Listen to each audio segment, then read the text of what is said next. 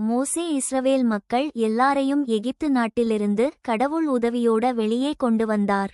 அவர்கள் வனாந்தரத்துல சும்மா அலைந்து கொண்டிருந்தபோது கடவுள் அவர்களோட கூட்டம் கூட்டணும்னு முடிவு பண்ணார். அப்போ மோசே கூப்பிட்டு மலை மேல வருன்னு சொன்னார். அந்த மலை பெயர் சினாய் மலை. மோசே மலைமேல் போனார். அங்கே கடவுள் நேரடியாக பேசினார். மேகமும் இடியோசையும் மின்னலும் மலை முழுக்க இருக்கு.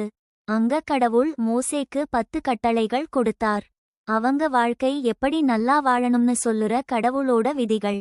அந்த 10 கட்டளைகள் என்னன்னா: 1. கடவுள் ஒருவரையே வணங்கு. 2. விக்கிரகம் செய்து அதை பூஜிக்காதே. 3. கடவுளின் பெயரை வீணாக உபயோகிக்காதே. 4. ஓய்வு நாளை நினைத்து பரிசுத்தமாக வைத்துக்கொள். 5. உன் அப்பா அம்மாவை மதித்து நட. 6. கொலை செய்யாதே. 7. தவறான செயல்களில் ஈடுபடாதே. 8. திருடாதே. 9. பொய் சொல்லாதே. 10. பிறருடையதை ஆசைப்படாதே. இந்த கட்டளைகள் கடவுளோட சொந்த கையெழுத்துல கல்பலகையில எழுதப்பட்டிருந்தது. மோசே அண்ணன் அதை மக்களுக்கு கொண்டு வந்து, இது கடவுளோட விதிகள், இதை பின்பற்றா நம்ம வாழ்க்கை நல்லா இருக்கும்னு சொன்னார். அந்த நாளிலிருந்து இஸ்ரவேல் மக்கள் இந்த 10 கட்டளைகளை மனசுல வைத்துக்கிட்டு கடவுளோட பாதையில் நடந்தாங்க.